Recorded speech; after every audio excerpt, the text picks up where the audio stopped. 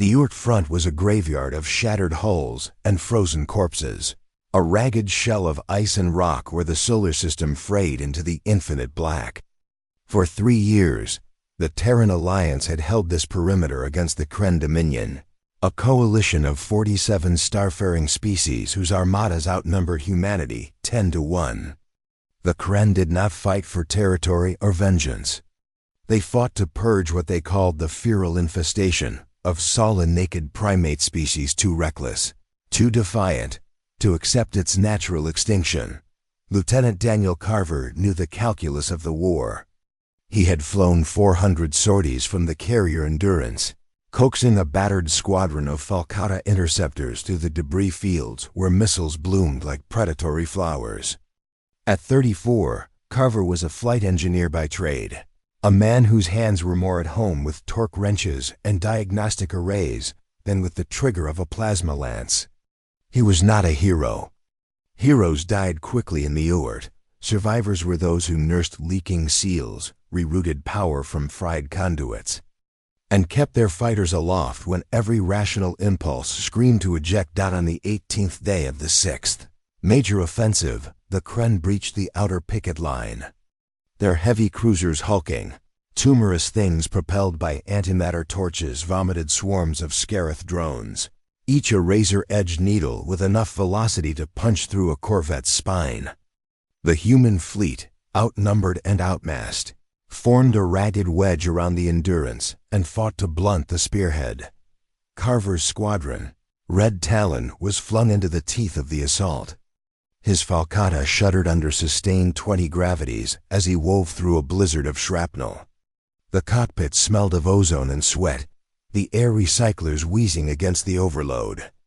External feeds showed the battle as a storm of light, fusion warheads rupturing in perfect spheres of plasma, railgun rounds stitching the void with hypersonic fury. Red Talon 3. "You've got a hunter-killer on your 6, crackled the voice of squadron leader, Captain Elena Voss. "Shake it or burn." "Copy," Carver grunted. His fingers danced across the emergency override panel, diverting auxiliary power to the maneuvering thrusters. The Scarith drone, a black splinter with a belly full of monomolecular flechettes, mirrored his every twitch, its onboard intelligence predicting his moves with inhuman precision. Carver did not fight the prediction. Instead, he fired his portside drogue chutes, a desperate cascade of ablative fabric that tore free in seconds, fouling the drone's targeting solution in a brief. Violent cloud of particulate debris. The Scarith overshot. Carver rolled inverted, squeezed the firing stud, and watched 2 tons of armor-piercing rounds eviscerate the drone in a spray of molten slag. But victory was fleeting. A Kren cruiser, its flanks bristling with secondary batteries, loosed a salvo of particle lances. The beam lattice struck Red Talon squadron like a surgeon's scalpel. Captain Voss's fighter detonated in a perfect sphere of white fire. Lieutenant Rice's craft sheared in half, spilling atmosphere and bodies into the void. Carver's Falcata took the glancing edge of the strike. Alarms screamed as the dorsal reactor containment failed in a cascade of relativistic particles. Bulkheads vaporized. The cockpit filled with the shriek of escaping air. Catastrophic hull breach. The suit computer barked.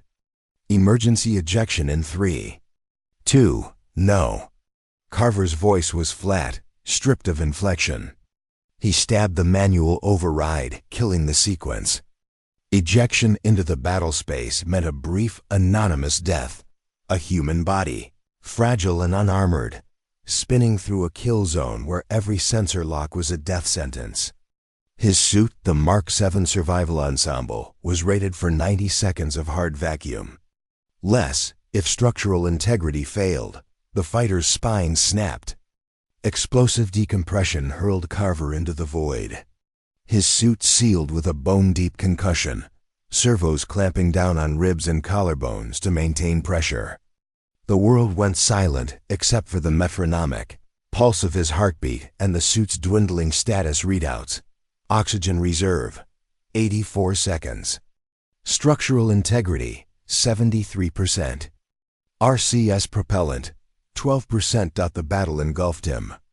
Kilometers away, ships grappled in a frenzy of kinetic ordnance and directed energy. Debris sleeted past at fractions of light speed, fragments of hulls, frozen blood, shattered weapon pods. A passing shockwave from a thermonuclear intercept slammed into Carver like the hand of God, sending him tumbling through a cyclone of razor chaff. He should have died then. Every physiological model, human, Kren, or otherwise, agreed that unaugmented flesh could not withstand vacuum. Water in exposed tissues would flash to vapor, causing catastrophic rupture. Nitrogen bubbles would erupt in the bloodstream, shredding capillaries. Unconsciousness would claim him in 15 seconds, death in 2 minutes. But unconsciousness did not come. Carver's vision narrowed to the faint glow of his helmet display. Pain clawed at the edges of his skull, pressure differentials grinding his sinuses, alveoli straining against the inert gas mix. He tasted copper, felt the first faint pop of capillaries in his nasal passages. His body wanted to betray him, to seize and still in the merciful dark. He refused. With trembling hands, he engaged the suit's reaction control system. A skeleton of 20 microthrusters fed by a half-spent propellant tank. No flight plan, no targeting solution. Just motion.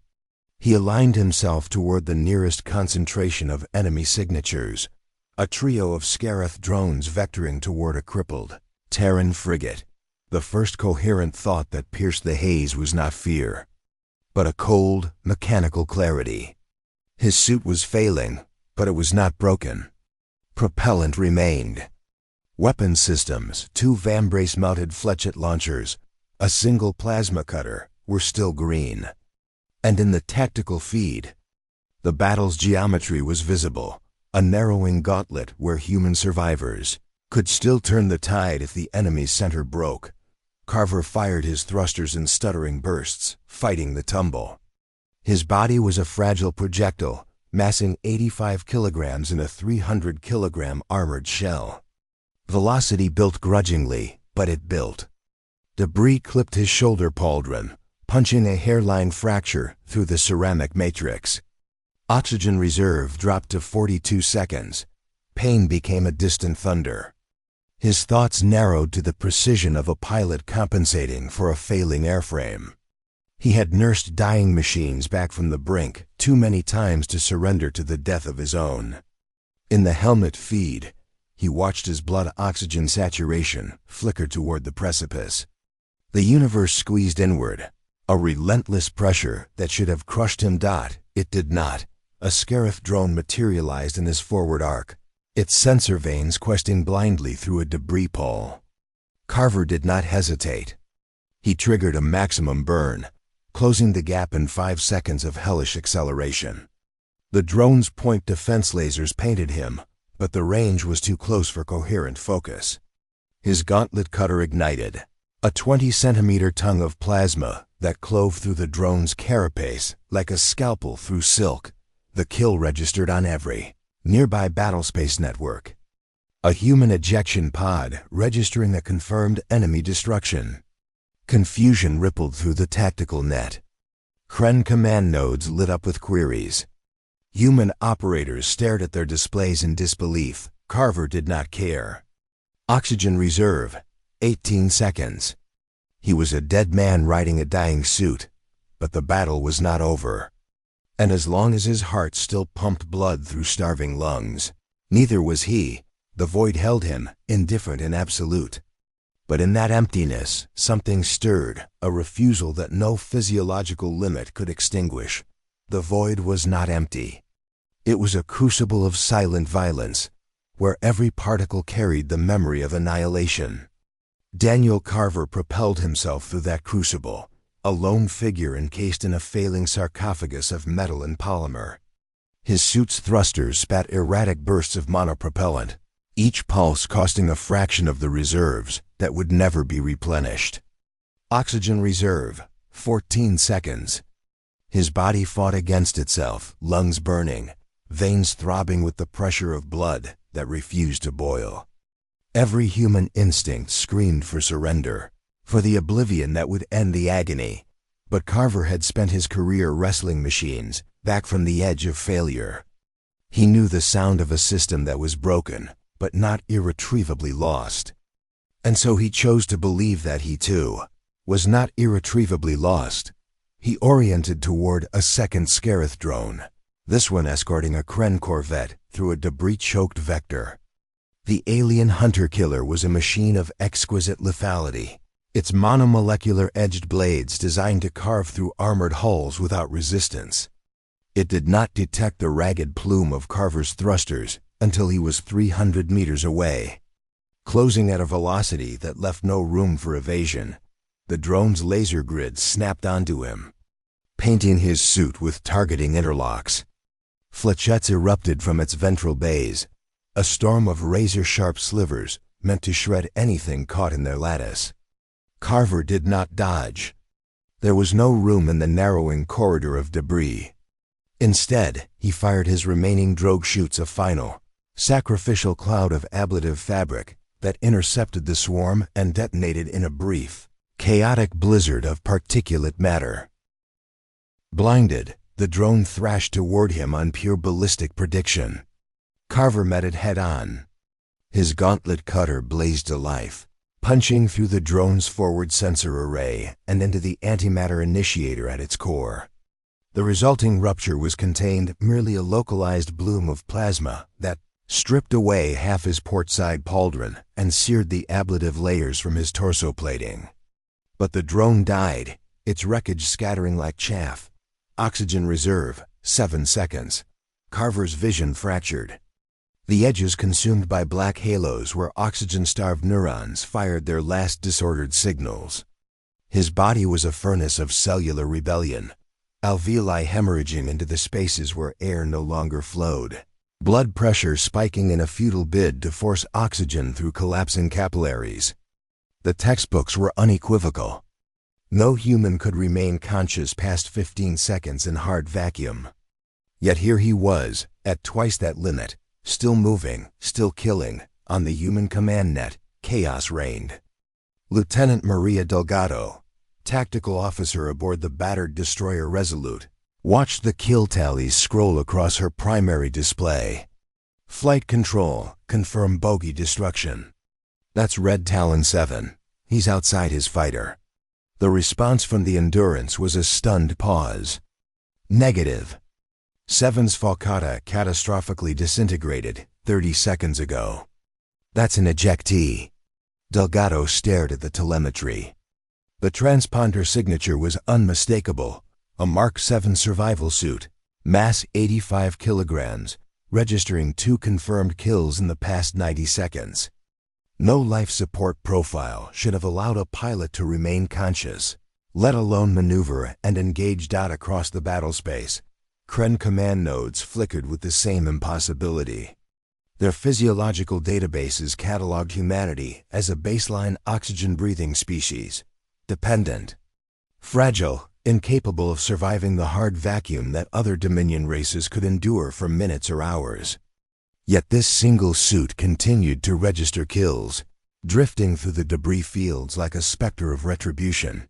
Carver did not hear the rising tide of disbelief. His world had contracted to the brute immediacy of survival. He tasted blood in his mouth-ruptured capillaries flooding his throat and felt the first involuntary tremors of his diaphragm, starved muscles seizing without atmosphere to carry their contractions. But his mind remained a cold engine of focus. He could still move. He could still fight. And in the fractured overlay of his helmet display, he saw opportunity. A tight defile where 5 Scarith drones screened a wounded Kren corvette from the pursuing Terran wedge. He burned his last coherent reserves of propellant to reach it. The suit's servos ground against failing actuators, structural stress climbing toward cascade failure. At 200 meters, he triggered both Vambrace fledget launchers in unison, a ragged salvo that tore through the outer pair of drones. The survivors pivoted, their blades extended, and accelerated toward him. Carver released the remaining emergency clamps on his suit's utility harness. A cluster of unguided micro-missiles, normally intended for close-in defense of a downed pilot, tumbled free into the void. He fired his remaining thrusters in a final, desperate pulse, positioning himself between the drones and the missile cluster. Then he detonated the warheads. The resultant blast wave, a controlled detonation of precisely 3 kilotons, was contained within the debris pall, but it was enough. 3 drones fragmented under the kinetic overload, their crystalline matrices shattering under stresses they were never designed to withstand. The final pair, partially shielded by Carver's own silhouette, slammed into him at relative velocity. He survived the collision. Barely. One drone's primary blade lodged in the reinforced housing of his dorsal propellant tank, severing the feed lines and leaving him dead in space. The other crumpled against his chest plate, its fractured keel rupturing its own power plant. The detonation stripped away what remained of his maneuvering capability, leaving him tumbling through a cloud of glittering wreckage. Oxygen reserve, 0. The numbers ceased updating. His helmet display flickered with cascading error codes, then went dark. Carver's body convulsed, every wet surface straining against the absolute absence of pressure. He should have been gone. Consciousness should have fled, leaving only a frozen corpse to mark his defiance. It did not. He hung in the emptiness, a broken machine trailing a shroud of debris, and forced his eyes to remain open. The pain was total, a white-hot certainty that consumed every nerve. But within it, something persisted, a stubborn refusal. A pilot's instinct to hold the controls, even as the airframe disintegrated around him, on the Resolute.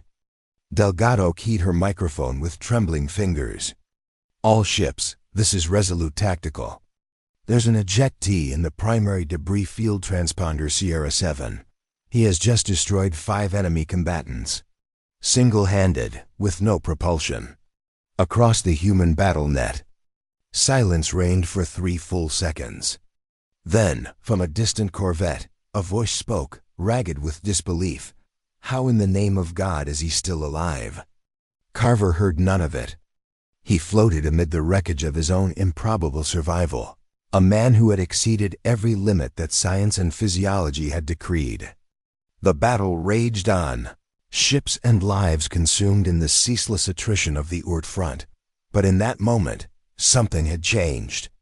A single human had looked into the face of certain death and refused to close his eyes, and in the heart of the maelstrom, as the tactical networks lit with the first whispers of legend, the suit that should have been a tomb began to drift toward the heart of the enemy formation. The vacuum claimed every breath, every whisper of air, but it could not claim Daniel Carver. He tumbled through the debris cloud, a silent projectile amid the glittering shards of his latest kills. The suit's systems had flatline power reserves depleted, actuators frozen in their last contraction, life support a mocking echo of 0. His body, exposed to the absolute 0 of space, should have been rigid with frostbite, lungs collapsed into useless sacs, brain starved into merciful unconsciousness, yet his heart beat on. Erratic, defiant, a stubborn rhythm that echoed in his ears like thunder in an empty sky. Pain was no longer a sensation. It was his entire existence, a white-hot forge reshaping flesh and will into something unrecognizable. He could feel the boil of fluids in his veins, the microscopic explosions of water vapor in his skin. Vision blurred to a tunnel of starlight, the battle's distant flares registering as pinpricks on the edge of oblivion. But oblivion refused him. In the core of his being, where instinct met intellect, Carver clung to a single truth. He was still here. Still fighting. The Kren corvette loomed in his fractured perception, a bloated leviathan venting plasma from a dozen wounds, its escort drones scattered like broken toys.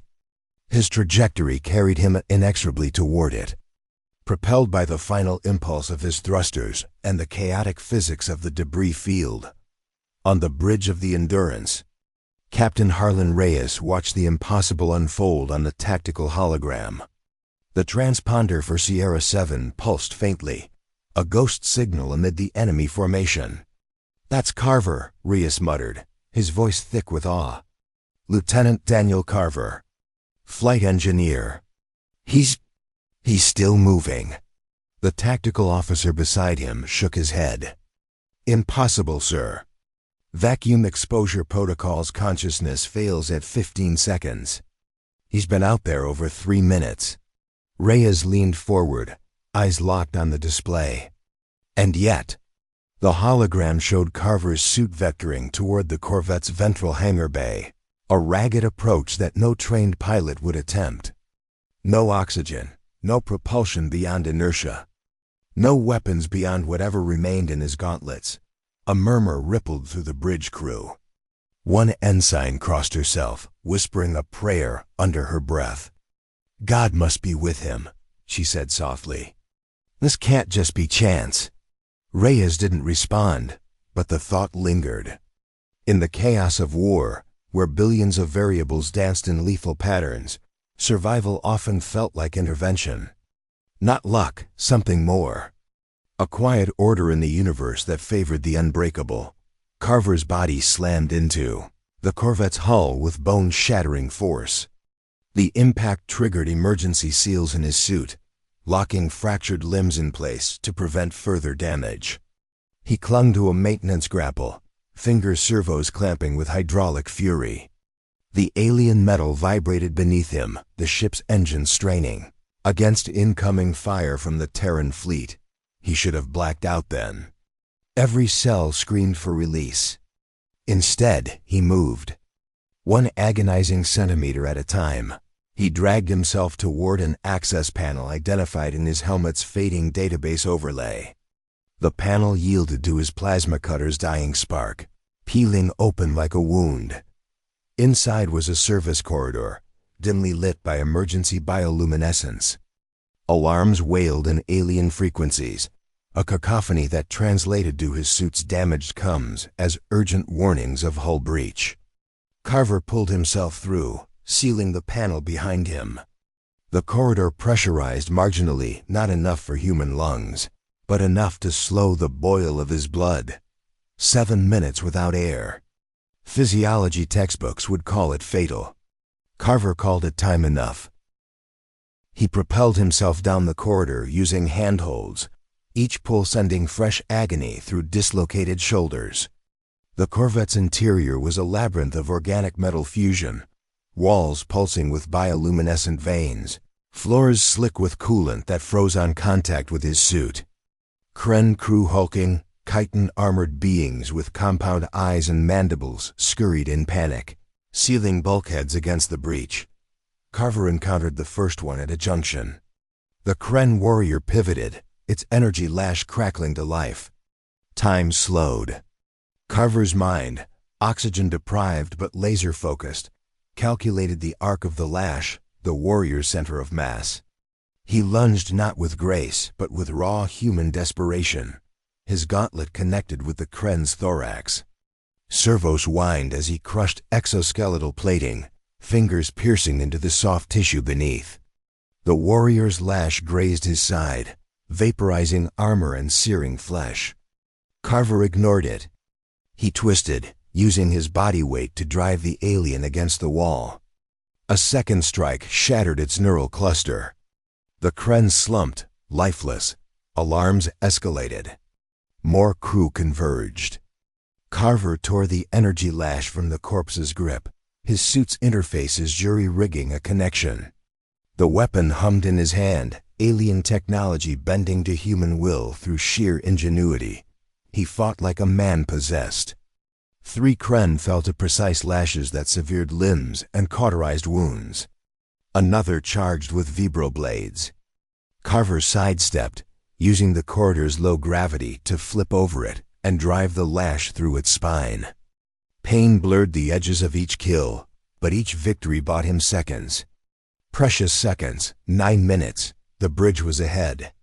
Carver burst through the final hatch, lash igniting in a blue arc.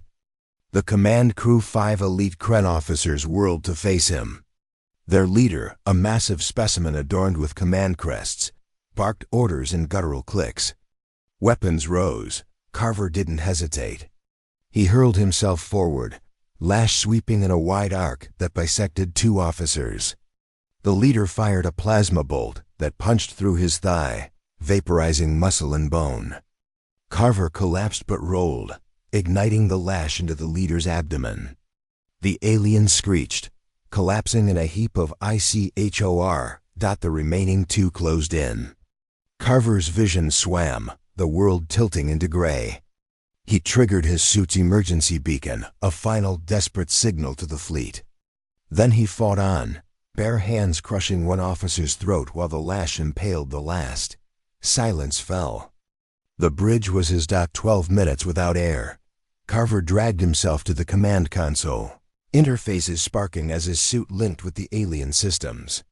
His mind, a forge of delirium and determination, pieced together the Corvette's controls, navigation, weapons, self-destruct. He chose self-destruct, but not yet.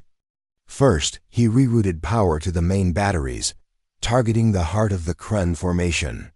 The Corvette's cannons thrummed to life under his command, unleashing a barrage that shredded two enemy cruisers in seconds. The fleet saw it. Cheers erupted across human coms. "That's our man," Reyes roared. "Carver's taken the Corvette." But the cost was mounting. Carver's body failed in increments, vision failing, limbs numb, heart stuttering. He initiated the overload sequence, giving himself minutes before the ship became a nova dot as the countdown ticked. He leaned against the console, staring at the stars through the viewport. In that vast emptiness, he whispered a single word: "Thank you." Not to the fleet, not to fate, to whatever unseen force had carried him this far, weaving mercy into the chaos. The Corvette shuddered. The end approached, and in the final moments, as fire bloomed within, a single escape pod jettisoned toward the human lines, carrying a man who had rewritten the rules of survival. The escape pod tore through the void, like a splinter ejected from a dying beast. Inside, Daniel Carver floated in a haze of failing systems and fractured flesh. The pod's automated diagnostics painted a merciless picture: catastrophic suit breaches, multiple hemorrhages, thermal gradients across his body that should have left him a desiccated corpse. His lungs, denied air for 12 minutes, and now gasping in the pod's emergency flood of oxygen-nitrogen mix, refused to fully expand. Every breath was a labored rasp, saturated with the metallic tang of ruptured capillaries. He was alive. That fact alone defied the architecture of biology. The pod's recovery beacon pulsed with desperate insistence, threading a narrow path through the maelstrom of the Oort Front. Human ships pummeled. Corvettes and half-crippled destroyers altered course to intercept. Their point defense batteries held in abeyance to protect the fragile cylinder. On the bridge of the Resolute, Lieutenant Delgado watched the pod's approach with a mixture of dread and reverence. "Medbay teams are standing by," she said, her voice tight. "But no one knows what we're going to find inside. No one survives that long in vacuum. No one." Captain Reyes, overseeing the recovery from the Endurance, replied over the command link. "Then we're about to learn something new about what humans can survive." The pod clamped into the Resolute's ventral docking collar with a shuddering jolt. Seals engaged. Atmosphere flooded the chamber. Recovery teams in full suits breached the hatch, their lights cutting through the gloom to reveal Carver wedged against the pod's control station. His Mark VII survival ensemble was a ruin. Ablative layers flaked away in ragged strips, pauldrons shattered, one leg terminating in a cauterized stump below the knee. Frost clung to the inner surfaces where residual moisture had sublimated, and a thin rime of blood crystals outlined the fissures in his helmet seal. Medics cut him free, expecting a corpse. Instead, Carver's eyes, bloodshot and unfocused, tracked their movements. His first words, scraped from a throat raw with vacuum damage, were not a plea for relief but a question. "Fleet status?" The lead medic, Dr. Elias Tran, froze. "Lieutenant, you've been in hard vacuum for over 12 minutes. You commandeered a Kren corvette, and detonated it from the inside. "You shouldn't be speaking." Carver's cracked lips twisted in what might have been a smile. "Fleet status." Tran exchanged a glance with his team and activated the pod's external feed. The tactical display showed the result of Carver's final act. The corvette's self-inflicted wounds had torn a gaping hole through the Kren's center of mass. 2 cruisers reduced to expanding debris fields, their escorts crippled or scattered. The human wedge, bloodied but unbroken, had seized the breach and begun to drive the Dominion forces back toward the outer shell. "We held the line," Tran said. "Because of you." Carver nodded once, then collapsed into unconsciousness as the medics extracted him. In the hours that followed, the medical bays of the Resolute became a battleground of science and disbelief. Tran's team worked against physiological certainties that had been treated as immutable. Vacuum exposure produced ebulism, the explosive decompression of bodily fluids, leading to swelling, embolism, and rapid neural shutdown. Yet Carver's body told a different story.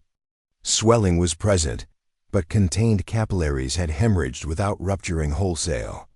Emboli had formed, but their distribution was incomplete, as if his cardiovascular system had somehow maintained pressure gradients in the absence of atmosphere. "He shouldn't be alive," Tran reported to the assembled command staff, displaying holographic reconstructions of Carver's vitals. "The data shows consciousness maintained at oxygen saturations that would render any other human irretrievably brain-dead. Cellular damage is extensive, but not total. It's as if his body refused to fully commit to dying." A junior officer, watching the readouts, crossed herself. Maybe it wasn't his body alone. Tran did not dismiss the suggestion. In the quiet aftermath of survival, where the probabilities of death had been multiplied 1,000-fold and yet failed to close their grip, other explanations found purchase. He had seen men and women endure the impossible, and in those moments, they often spoke of a presence beyond the margins of data, and tissue a sustaining force that defied reduction. Across the fleet, the phenomenon of Carver's survival became a fulcrum. Human operators, hardened by years of attrition, found in it a new kind of certainty. Kren transmissions, intercepted and decrypted, revealed fractures in the Dominion's doctrinal certainty. Their command hierarchy, built on exhaustive biological modeling, could not reconcile a human who had operated without breath, without pressure, without the physiological scaffolding that defined life. In a captured Kren command fragment, a tactical analyst posed the question to its superiors. "The feral species exceeds all parameters. Vacuum is death without exception. Yet this specimen destroys 5 drones, penetrates a war vessel, terminates its command cadre, and reprograms its ordnance systems. How do we account for this?" The response was terse. "Do not account for it. Eliminate it." But elimination had failed. Carver lived, encased in a regeneration tank where nanites and growth stimulants fought to rebuild what the void had torn away. In the lucid intervals between pain and sedation, he lay suspended in nutrient suspension, his thoughts turning inward. He had not expected to survive. Every rational faculty had prepared him for death, had in fact forced him to act as if death were already a certainty. And yet here he was, breathing, thinking, enduring. In the silence of the tank, with the hum of medical machinery his only companion, Carver considered the edge he had walked. It was not strength of body that had carried him through the impossible. Flesh was frail. It broke and bled and failed. It was the will that refused fracture, the part of him that seized control of a dying ship, of an alien corvette, of his own failing systems, and held them fast. One night, as the tank cycled through a low-grav maintenance phase, he opened his eyes to the faint glow of the surrounding displays. Beyond the transparent bulkhead, the stars burned with cold clarity. He mouthed words that had no air to carry them. This was not an accident. The medics attributed his survival to physiological anomalies, an unusually robust circulatory system, perhaps a genetic predisposition to vasoconstriction that mitigated embolism. But Carver knew better. Limits existed until they were tested, and when tested, they bent, not because of flesh, but because of what flesh carried within it. Word of his survival spread beyond the fleet. Remote sensors had recorded the entirety of his assault. A single human, propelled by nothing but momentum and will, carving through the heart of an enemy vessel. The data became a weapon in itself, replayed in command briefings and tactical analyses, eroding the foundational assumption that humanity was a species confined by its biological frailties. Yet Carver's war was not over. Even as his body mended, the Kren regrouped, marshaling reserves to exploit the breach he had created. And in the depths of his regeneration tank, as the fleet prepared for the counterstroke, a new resolve took shape. He would not rest. Not while breath remained in his lungs. For the first time, the Kren would learn that a human who refused to die was a weapon that could not be disarmed. Daniel Carver's recovery was not a triumph of medicine, but a prolonged negotiation with ruin. Encased in the amniotic haze of the regeneration tank, his body became a contested territory between destruction and defiance. Nanites swarmed through his bloodstream, knitting ruptured alveoli and sealing the fractal fissures where vacuum had clawed at his tissues. Prosthetic grafts replaced the cauterized stump of his thigh, synthetic muscle fibers fusing with what remained of his quadriceps. Yet no technology could fully erase the map of trauma etched into his cellular architecture. He endured 27 days of suspended fury, waking in intervals to the sterile glare of the medical bay, where every breath reminded him of the void that had tried to claim it.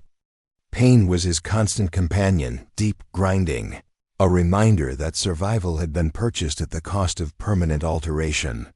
His lungs, scarred by embolism, would never again fill without effort.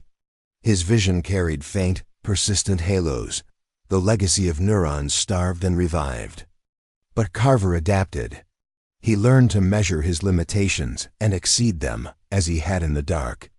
During therapy sessions, while medics marveled at the speed with which his neural pathways rewired around the damage, he focused not on his wounds, but on the space beyond them.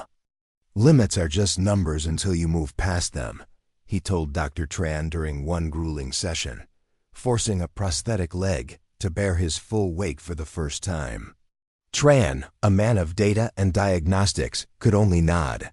The fleet did not pause for his convalescence. The breach Carver had torn through the Kren formation was a temporary wound.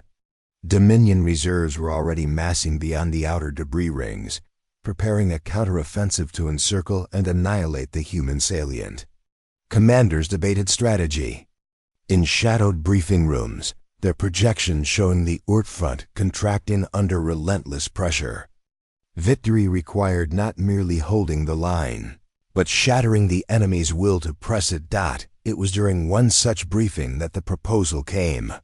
Captain Reyes, reviewing tactical simulations, turned to the holographic silhouette of Carver's recovery pod. The Kren believe humans cannot survive vacuum. Lieutenant Carver has proven otherwise. Their models are broken. We need to break their resolve. The assembled officers understood. The Kren did not fear human weapons or ships.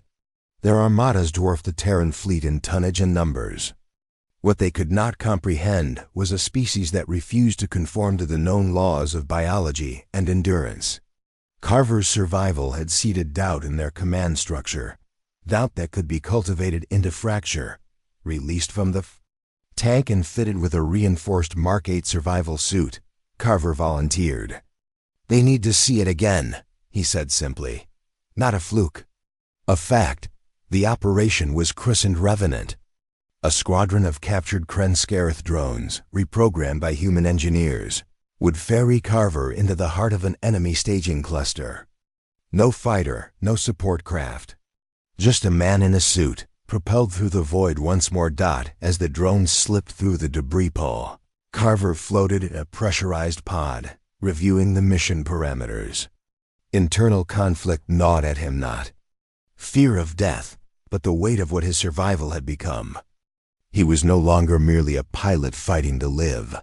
He was a demonstration, a living refutation of the enemy's certainty. The burden was heavier than any vacuum exposure to prove, again and again, that humanity would not be defined by its frailties. The pod depressurized. Carver ejected into open space, thrusters firing in precise, economical bursts. No life support. No margin for error. The Kren fleet loomed ahead, a lattice of cruisers and tenders, their sensor arrays sweeping the void with unerring precision. Detection came swiftly. Interceptor drones detached from their parent vessels, converging on the lone human signature. Kren tactical nets erupted with queries, an ejectee, unsupported, following the precise vector of the corvette killer. Protocols demanded immediate destruction. Carver gave them no opportunity for contemplation. He accelerated into the heart of the interceptors, using micro-thruster bursts to thread the lethal geometry of their formation. Fletched from his vambraces scythed through the lead drone, shattering its monomolecular blades. A second close to knife range. He grappled its fractured hull, riding its momentum to snap its spine across his armored knee. The kills registered across every network. Kren commanders watched in mounting disbelief as the human suit bereft of propulsion beyond its dwindling reserves, continued to maneuver, to destroy, to persist. One vessel, a heavy monitor bristling with anti-fighter batteries, locked onto him and unleashed a storm of particle beams. Carver rolled through the lattice, sacrificing ablative layers to debris fragments that intercepted the shots. He closed the range in a series of suicidal burns, plasma cutter blazing, and carved a path through the monitor's primary weapon bays. 7 minutes without atmosphere. The familiar agony returned, the boil of fluids, the hammer of pressure differentials, the inexorable creep of blackout. But Carver had learned its contours. He navigated the pain as he had once navigated failing. Fighters acknowledging the damage, compensating for it, refusing to yield control. On the Resolute, observers watched the telemetry with held breath. "He's doing it again," Delgado whispered. "God help him, he's doing it again." The Kren response escalated. A corvette detachment broke formation to envelop him, their combined firepower intended to reduce the anomaly to vapor. Carver turned their coordination against them. He lured the lead vessel into a debris field saturated with unrecovered ordnance warheads left dormant by the chaos of prior engagements. With a final desperate burn, he detonated the cluster. The resultant blast consumed 3 corvettes in a localized plasma storm. Fragments sleeted through the enemy formation, crippling reactors and shredding sensor spines. In the confusion, Carver's suit battered, leaking, tumbling drifted into the heart of the wreckage. He hung there, 14 minutes into vacuum exposure, consciousness fraying but unbroken. His body was a ruin of failing systems, yet his will remained a blade. Across Kren command channels, panic rippled. Biological certainties had shattered twice now. A species that could fight without breath, that could endure where endurance was impossible, defied the very foundations of predictive warfare. As recovery shuttles closed on his position, Carver's helmet display flickered with the last reserves of power. He stared into the expanding debris cloud, the graveyard of ships he had authored, and felt no triumph, only the cold certainty of what lay ahead.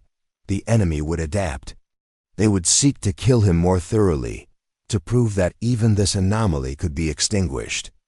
But in that moment, floating amid the proof of his survival, he understood the deeper truth. The Kren could destroy his body 1,000 times over. They could not extinguish the principle it embodied. And as the recovery beacon pulsed its final ragged signal, a Kren fleetmaster addressed its assembled commanders with words that would echo through intercepted transmissions. "We face not merely an enemy. We face a contradiction." The Kren did not retreat from the Oort Front. Their doctrine was as unyielding as the crystalline matrices of their warships. Annihilation of designated threats through overwhelming force, without deviation or hesitation.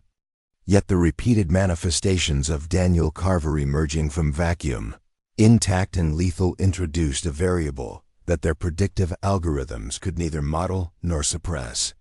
Command hierarchies, structured around exhaustive simulations of biological and mechanical failure states, began to fragment under the weight of empirical contradiction. Carver became the fulcrum of this unraveling. No longer an isolated incident, his survivals were orchestrated. Each insertion into the enemy's midst a deliberate assault on their foundational certainties. He ejected from allied vessels into the heart of Kren formations, propelled by nothing but dwindling thrusters and the momentum of his own refusal. He fought without air, without the physiological scaffolding that every Dominion species required. Dismantling drones and corvettes with hands that should have been dead, the toll on his body mounted with each sortie. Regeneration tanks rebuilt what vacuum tore away, but the repairs were never complete. Scar tissue thickened his lungs, reducing their capacity and forcing every breath into a contest of will. Prosthetic interfaces rafted to shattered bones, transmitted a constant undercurrent of neural feedback ghost pains that mimicked the absence of pressure. His blood carried a permanent burden of microemboli, faint shadows that medical scans could neither fully dissolve nor ignore. Yet Carver pressed on. In the sterile confines of the Resolute's ready room, between missions, he sat motionless, staring at tactical projections, his expression a mask of controlled fury. Doubt gnawed at him, not of his ability to endure, but of the purpose behind it. Each survival demanded more of him, extracting payment in flesh and time, raising the question of whether a man could become inseparable from the void he defied. Dr. Tran voiced the concern during a post-mission evaluation. Your body is adapting, Lieutenant, but adaptation has limits. Cellular senescence accelerates under repeated embolism. You're burning through reserves that do not regenerate. Carver met the physician's gaze without flinching. Limits are what you let them be. Tran hesitated, then nodded. Perhaps. But even the strongest machine eventually exceeds its material tolerances. The next operation tested those tolerances beyond precedent. Intelligence intercepts revealed a Kren counteroffensive centered on a command nexus, a colossal battle carrier coordinating the assembly of 3 fleet elements. The carrier's defenses included a layered sphere of Scarith drones and automated kill platforms, designed to pulverize any intruder long before it could breach the hull. Human strategists saw opportunity in impossibility. Penetrate the nexus and trigger a cascading failure that would cripple the enemy's coordination. Carver volunteered to be the penetrator. He ejected from a stealth drone 400 kilometers from the carrier, entering vacuum without preamble. The intercept swarm detected him immediately, converging with the precision of a closing noose. Carver did not evade. He accelerated directly into their midst, thrusters burning their last measure of propellant in a single unrelenting vector. Flechettes and plasma cutters claimed the vanguard, but the sheer volume of attackers overwhelmed his weapons. Drones grappled his suit, blades shearing through ablative layers. Lasers vaporizing entire sections of armor. He fought them in silence. Hands crushing sensor spines, cutter igniting in frantic arcs to sever control vanes. Propulsion failed after 7 minutes. Structural integrity fell to 34%. Yet he continued to advance, riding the wreckage of his assailants, using their fragmented momentum to propel himself deeper into the swarm. Kill platforms targeted him with sustained particle beams, stripping away what remained of his dorsal armor and exposing the underlayers to lethal radiation.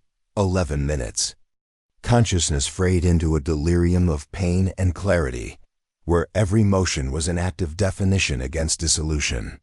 His body convulsed in the absence of pressure, fluids threatening to erupt from every membrane. But he forced his hands to move, to destroy, to persist. The swarm thinned, not because it was defeated, But because so many of its number had been reduced to debris around him, at 18 minutes, nearly double his previous limit, Carver reached the carrier's outer hull. His suit was a perforated shell, leaking plasma and hydraulic fluid, every movement a symphony of failing servos. He tore through an auxiliary access hatch, dragging himself into a pressurized maintenance trunk where the agony of recompression nearly extinguished him. For a full minute, he could not move. His body racked by the violent return of pressure to tissues that had begun to sublimate. Then he rose. The carrier's interior was a fortress of interlocking compartments and automated defenses. Carver moved through it like a storm contained in human form, disabling internal sentries with improvised explosives fashioned from scavenged power cells and energy lash conduits. Kren's security teams engaged him in brutal confined firefights. He killed them without quarter, adapting their own weapons to his suit's fractured interfaces, turning their technology against them with the ruthless ingenuity of a man who had long since abandoned the luxury of retreat. The bridge lay at the vessel's core.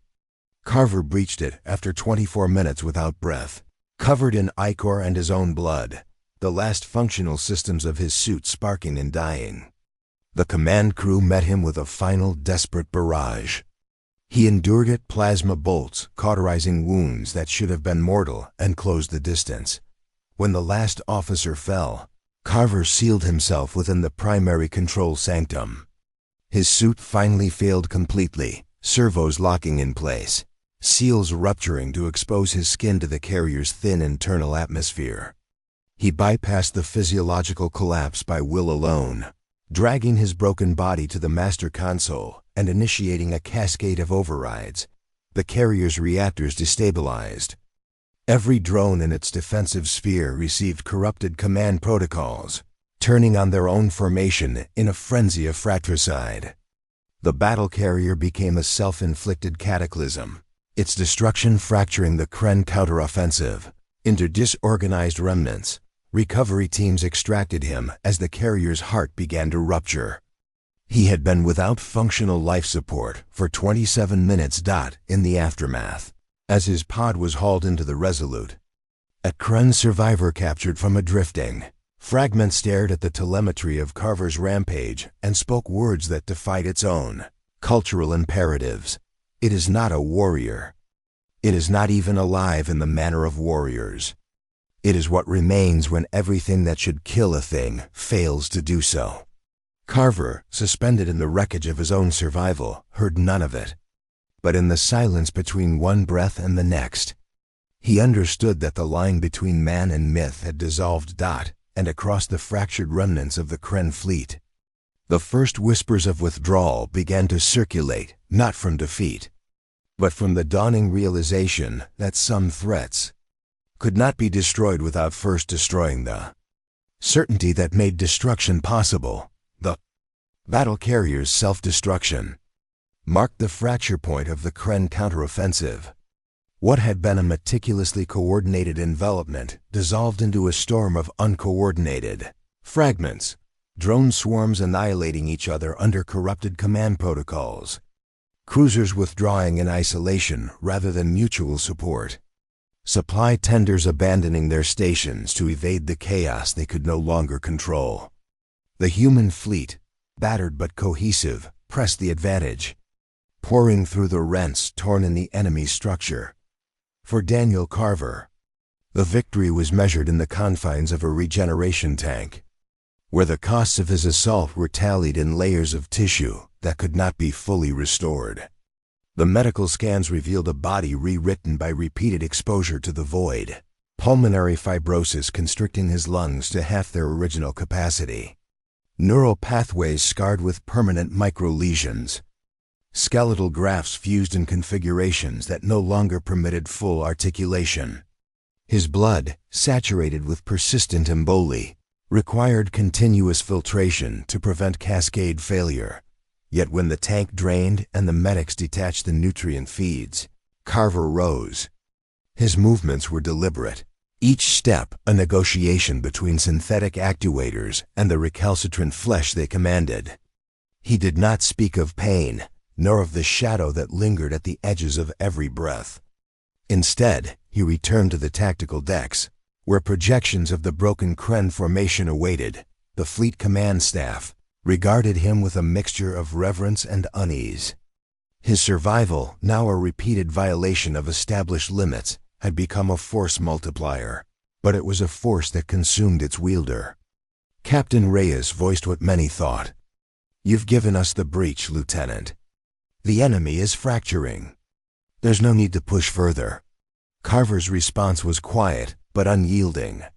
"They're not broken yet." The Kren had not surrendered. Their command structure, though disrupted, retained a core of hardened elements, a cluster of fleet masters orbiting a massive strategic fortress, a hollowed-out protoplanet armored with kilometer-thick plating and encircled by interlocking kill networks. This bastion, designated Obsidian Crown, served as the Dominion's final contingency, a redoubt from which to rebuild, or failing that, from which to unleash a saturation strike that would sterilize the entire Oort perimeter. Human intelligence assessed the fortress as impregnable. No conventional assault could breach its defenses without unacceptable losses. Yet within the tactical projections, Carver saw the same pattern he had exploited before, a reliance on absolute, predictable limits. The Kren expected attackers to be bound by the constraints of ships, breath, and structural integrity. They did not anticipate a threat that operated unbound by any of those. The mission was proposed in the shadowed hours of a duty cycle, with only a handful of officers present. Carver would infiltrate the Obsidian Crown alone. No insertion craft, no support elements. A single, unpowered trajectory through the fortress's outermost drone shell carried on nothing but velocity and the remnants of a suit's thrusters. Once inside, he would locate and sabotage the command nexus, forcing the Kren to abandon their stronghold or destroy it themselves. The audacity of the plan silenced the room. Tran, summoned to evaluate its feasibility, delivered a clinical verdict. "Physiologically, it is suicide. Your body cannot withstand another full vacuum exposure of that duration. The cumulative damage, fibrotic collapse, neural degradation, will exceed any capacity for recovery." Carver met the doctor's eyes. "Then it will be the last one." No one argued further. The decision was made. The launch was executed in silence. A captured Scarith drone, stripped of its primary systems and loaded with a single payload, was vectored into the outer engagement envelope of the Obsidian Crown. At the designated release point, Carver ejected, a lone silhouette vanishing into the debris-choked approach vector. No telemetry was transmitted after departure. His suit's systems were too compromised to risk active emissions. He entered vacuum for the final time, thrusters flaring in a calculated cascade that hurled him through a gauntlet of automated sentries. The drone shell reacted with overwhelming violence, thousands of interceptors converging on the single target, their blades and lasers forming an impenetrable sphere of destruction. Carver plunged into it without hesitation, his suit disintegrating under the onslaught even as he tore through the attackers. Flechettes emptied in the first minute, followed by the plasma cutter's final sputtering arc. Propulsion died after 4 minutes, leaving him a ragged projectile tumbling through the heart of the swarm. He fought without weapons, without reserves, using the massive destroyed drones to propel himself deeper. Kinetic impacts fractured his armor, exposing flesh to the unrelenting void. His body, already a mosaic of scars and grafts, began to fail in earnest, hemorrhaging from every unsealed surface, muscles seizing in uncoordinated spasms. Consciousness narrowed to a singular imperative: forward. 19 minutes. The outer shell collapsed around him, its mechanisms overwhelmed by the debris of its own failed interception. Carver impacted the fortress's primary hull, clawing through a compromised stress fracture with hands that bled vaporized blood into the vacuum. Inside, the Obsidian Crown's corridors became his battlefield. Automated defenses engaged him in a relentless gauntlet, but he pressed on, disabling them through crude ingenuity, jamming access ports with severed actuator limbs, overloading power conduits with scavenged plasma cells. Kren defenders met him in force, elite kill squads armored in monomolecular plating, wielding weapons calibrated for instantaneous termination. Carver faced them unarmed, enduring strikes that would have felled any other assailant. A vibroblade carved through his shoulder pauldron, exposing bone. He seized the wielder and shattered its carapace against a structural brace. Energy lashes vaporized sections of his torso. He closed the distance regardless, crushing throats and neural clusters with hands that no longer registered pain. 26 minutes. He reached the command nexus, a cavernous chamber dominated by a pulsating core of computational matrices. The remaining defenders formed a final cordon, their fire reducing his suit to fragments. Carver crossed the killing ground in a series of convulsive leaps, blood boiling from open wounds, vision collapsing into intermittent bursts.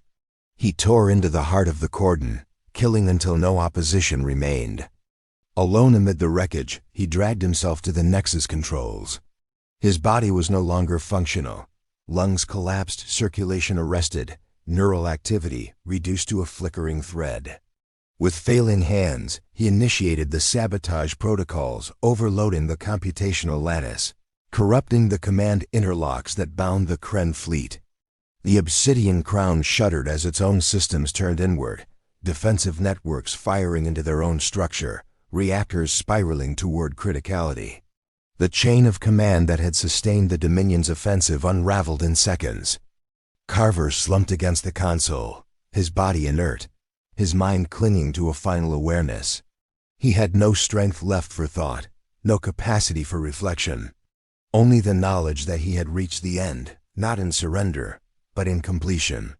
As the fortress began to tear itself apart, a single question lingered in the silence of his failing consciousness: whether the human spirit, stripped of every material limit, could still be said to die. And in the moment before the darkness claimed him, the stars beyond the buckling hull seemed to hold their breath. The Obsidian Crown died as it had lived, in absolute, unyielding violence. The sabotage initiated by Daniel Carver propagated through its systems like a fracture in diamond, a single precise rupture that spread without restraint. Command matrices overloaded in cascading failure, forcing defensive batteries to engage one another in a storm of self-inflicted destruction. Reactor safeguards disengaged, initiating a runaway fusion cascade that consumed the fortress from within. Kilometer-thick armor buckled and split, venting plasma and debris into the void. Across the Oort Front, the Kren fleet lost its anchor. Without the centralized authority of the Crown, the disparate elements cruisers, drone swarms, support tenders devolved into isolated fragments, unable to coordinate or sustain their intended encirclement. Tactical cohesion shattered. Command nodes, stripped of overriding protocols, executed fragmented, contradictory maneuvers, turning potential counterattacks into collisions and mutual annihilation. Human forces pressed the unraveling with disciplined ferocity, exploiting the chaos to sever supply lines and isolate major combatants. The Dominion's offensive collapsed not through overwhelming firepower, but through the excision of its guiding intelligence. Amid the wreckage of the fortress, recovery operations proceeded under fire from residual automated defenses. Search teams, braced for the certainty of finding only a desiccated corpse, breached the command nexus through rents torn in the hull. What they encountered defied expectation once again. Carver lay slumped against the primary console, surrounded by the pulverized remains of his final assailants. His Mark 8 suit was reduced to articulated fragments, most seals ruptured, ablative layers consumed, internal supports fractured into jagged spars. Exposed flesh bore the unmistakable marks of prolonged vacuum exposure, subcutaneous hemorrhages frozen in crystalline patterns, limbs rigid from abysalism, a sheen of sublimated fluids coating the interior surfaces. By all physiological metrics, he had been dead for minutes, perhaps longer. Yet when the recovery team flooded the chamber with atmosphere and initiated emergency resuscitation protocols. Carver's body responded. Cardiac arrest was reversed after 3 cycles of defibrillation, ragged and irregular but present. Neural activity, flatlined in the diagnostic sweeps, flickered back to coherence. Blood that should have boiled and dispersed began, impossibly, to circulate. The medevac shuttle delivered him to the Resolute in a state of controlled crisis.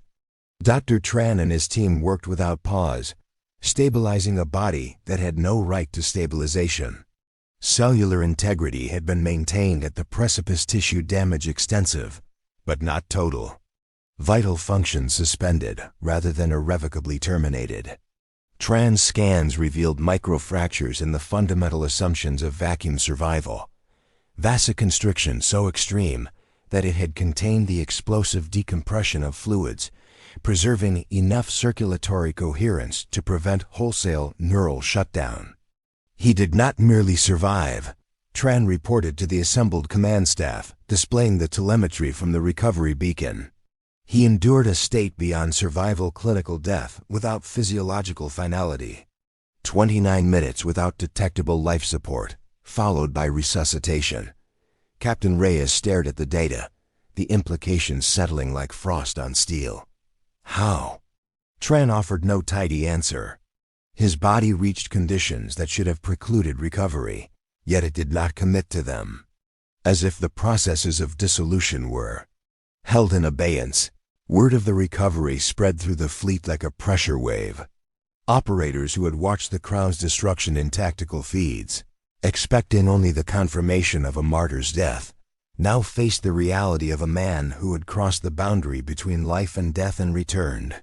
Crews gathered in mess halls and maintenance bays, replaying fragments of intercepted Kren transmissions, fleetmasters conceding that the human operative had penetrated their most secure bastion, enacted its destruction, and emerged alive from conditions that their biology deemed irrevocable. A captured Kren tactical officer, interrogated under heavy guard, provided the clearest fracture in Dominion certainty. When shown the recovery data, its mandibles clicked in prolonged silence before it spoke through a translation matrix. Your kind are not bound by the laws that govern others. Flesh should fail, systems should terminate, yet this one continues.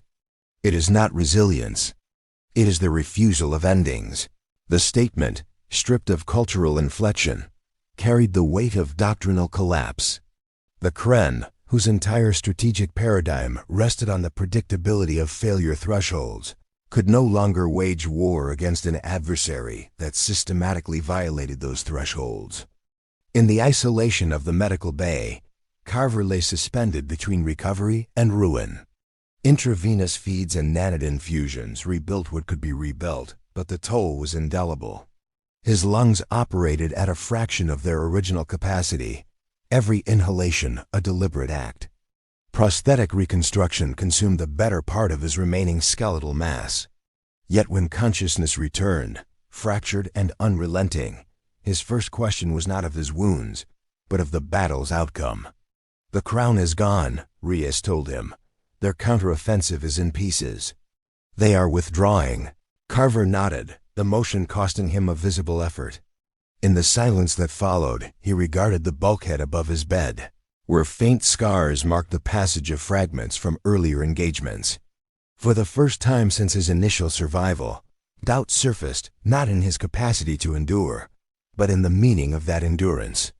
He had pushed beyond the limits of flesh, beyond the threshold of death itself, and in doing so had become something larger than a man, a demonstration of a principle that no material constraint could contain.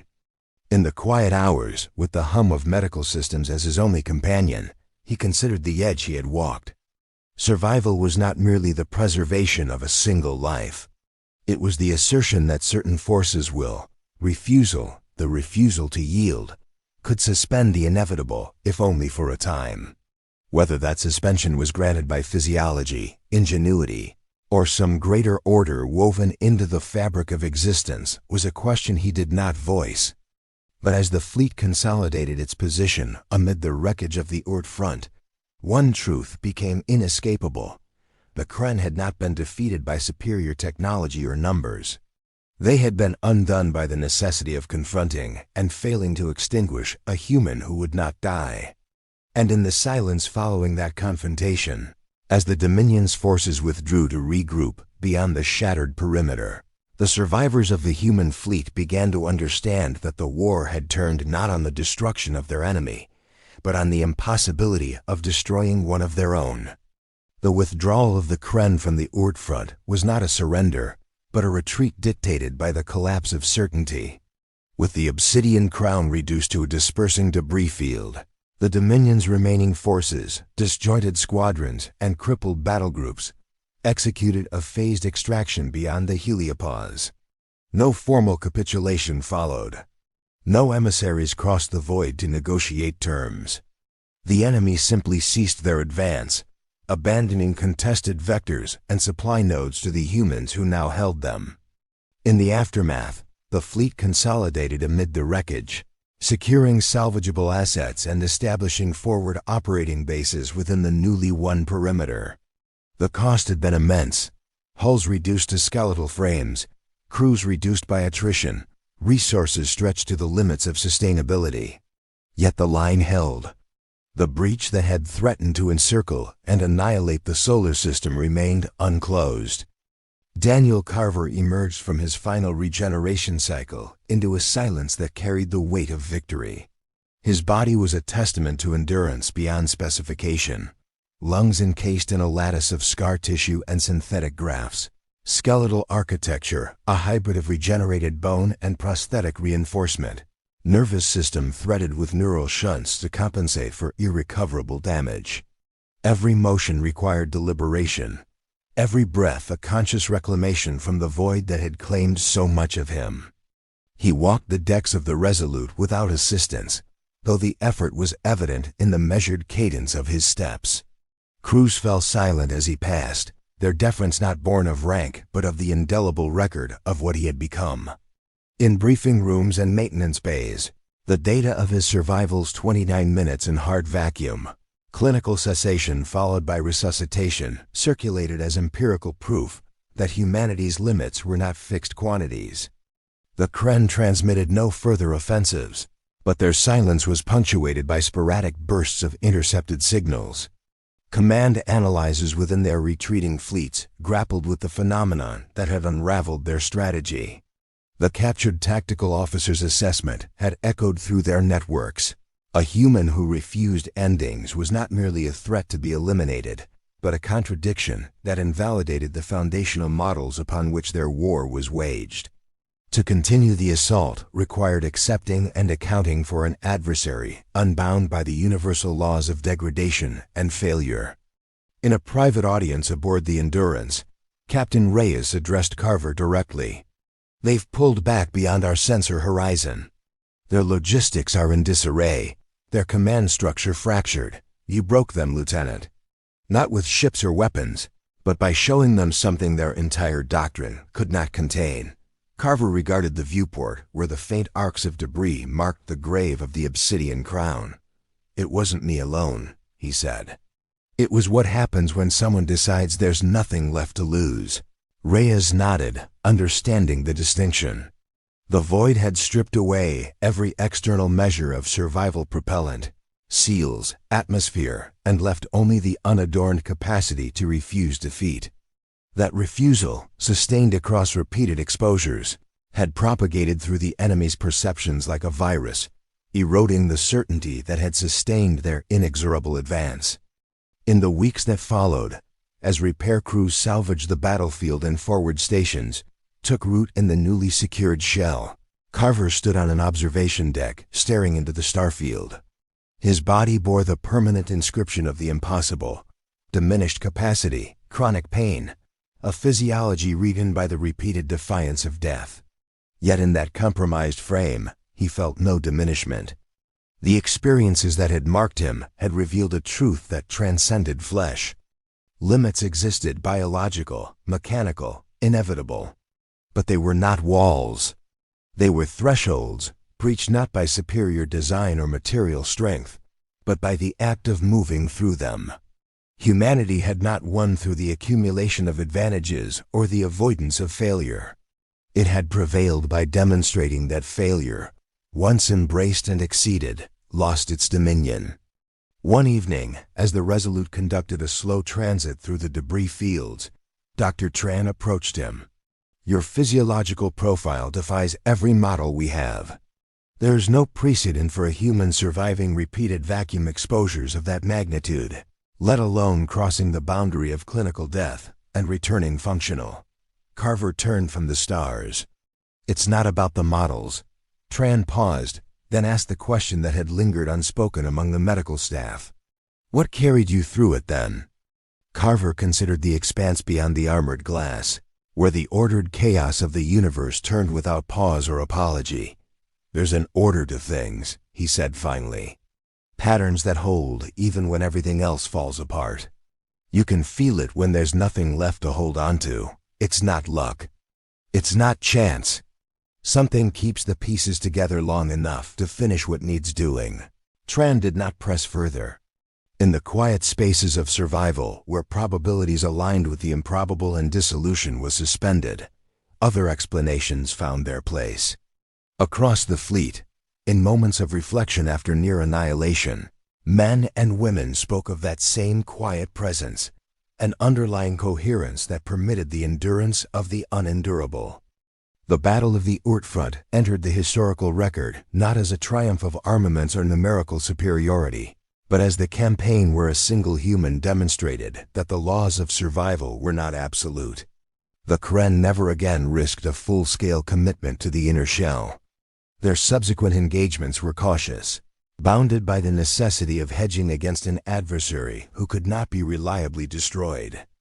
And in the years that followed, when analysts sought to explain the turning point of the war, they returned to the telemetry of one-man survivals, a ragged trajectory through vacuum, a broken suit clinging to a failing body, a will that refused the finality of endings. They had said humans could not survive the void. Every measure of biology and physics affirmed it. Then one did. In the end, humanity's victory was not forged in the unbreachable strength of its machines or the invulnerability of its warriors. It was carved from the simple, relentless truth that when every limit is tested and found wanting, when breath ceases and flesh fails, there remains the capacity to continue. Determination becomes its own sustaining force, a medium through which a single life can alter the course of fleets and fracture the certainties of empires. The stars held their vigil over the reclaimed perimeter, indifferent witnesses to the lesson etched into the wreckage. And in that vastness where every end is only a beginning deferred, the human spirit proved that there are forces which no vacuum can extinguish and no limit can wholly contain.